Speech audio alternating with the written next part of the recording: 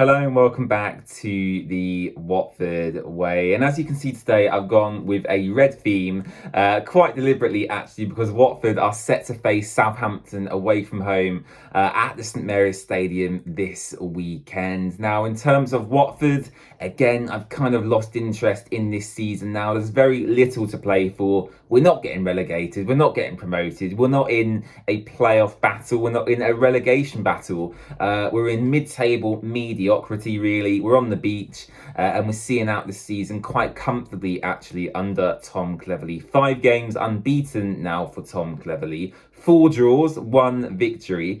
So that's an interesting statistic in itself. And Watford do actually now have the most draws in the entire championship. Out of all 24 teams, Watford have accrued 16 draws this season, which alongside Huddersfield is the most of any team in the division.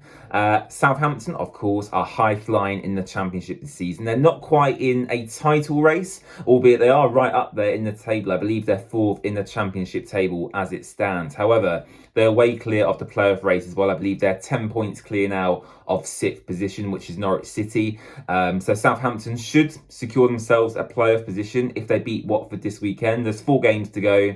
They're 10 points clear at the moment. If they beat Watford this weekend, they have pretty much secured themselves a playoff position. So that's something for them to look forward to and some motivation for them to ultimately beat Watford this weekend. Last time out, Southampton beat Coventry City by 2-1, and I'm just looking at their squad actually that was available for them in that game, and they have some class players, especially attacking, available to them. You've got Gavin Bazunu in goal as a goalkeeper I really like personally myself. You've got Taylor Hollywood-Bellis at the back, Jack Stevens, Carl Walker-Peters, Will Smallbone, Joe Aribo, great midfielder. And then the front three, you've got Davy Brooks, Che Adams, and Adam Armstrong, who all started that game. And even looking at their bench as well here, Stuart Armstrong, Ryan Fraser, you've got Joe Lumley, Jan Bednarak as well. They've got a class squad, haven't they? And I think for me, I'm expecting Watford to lose this game. I've expected actually Watford to lose the past few games. Leeds was a great performance. West Brom not so great. The Preston game at home, a bit of a bore draw really, and then Ipswich away from home. Again, quite a boring game for me, but a solid defensive performance. So I'm expecting Watford to lose. I am quite a positive Watford fan generally, but you've got Southampton, they're high flying, they've got a great squad. We've really struggled actually against them this season, back in the reverse fixture. And then obviously we played them twice in the FA Cup, once at home, and that went to a replay where we ultimately lost away from home quite heavily. I think it was a 3-0 loss in the end away from home at St Mary's. So from my perspective, again, as I said, not too confident. I've just listed off some of their players there. They've got a great squad. They should really be going up automatically. But obviously Ipswich, having the season they've had, they've taken up one of them automatic promotion spots. And what a title race it is, by the way, and what a playoff race it is as well.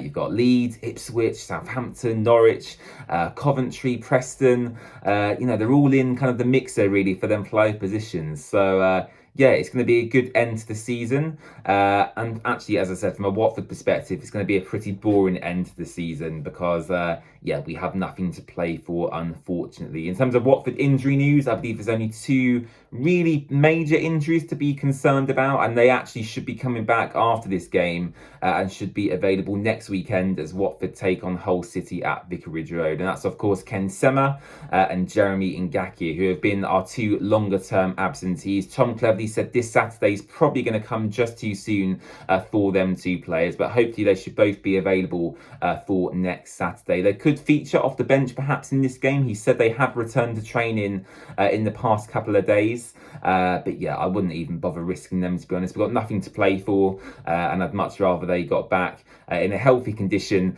rather than risking them 2 players too soon. But aside from that, Emmanuel Dennis potentially is the only player who might not feature from the start due to nursing a minor groin injury. He was rested against Ipswich during the week, only coming on in the final 5 or 10 minutes. So whether Dennis starts this game, we'll have to wait and see. I'm sure Cleverley's trying to manage his minutes as best as he can. Right, let's get on to our score prediction for this game. And as I mentioned earlier, Watford have accrued the most draws in the entire Championship this season. 16 draws for Watford, alongside Huddersfield Town, who are also on 16 draws, which is a lot of draws. And, Watford could have turned a few of them draws into victories and wins and 3 points. We may be in a much better position than we are at the moment, but that wasn't to be. We are where we are, and it's time for my score prediction. And alongside the theme of Watford accruing lots of draws, I'm going to go for another draw in this game. I could go with a Watford loss and be very pessimistic and negative, but I'm going to go with a 1-1 score draw away from home. I'll go with Edu Kayembe with the goal in this one for Watford.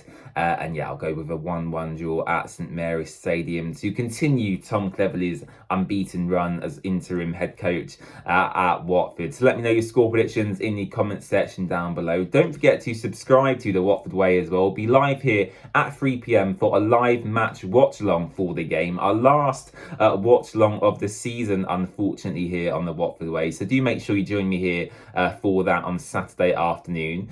Make sure to subscribe to the channel as well. We're slowly approaching 900 subscribers, which is very, very exciting, on the road to 1,000. So click the button down below, and as I said, let me know your score predictions in the comment section as well. Apart from that, have a fantastic rest of your day, and I'll see you back here on Saturday afternoon for the watch long.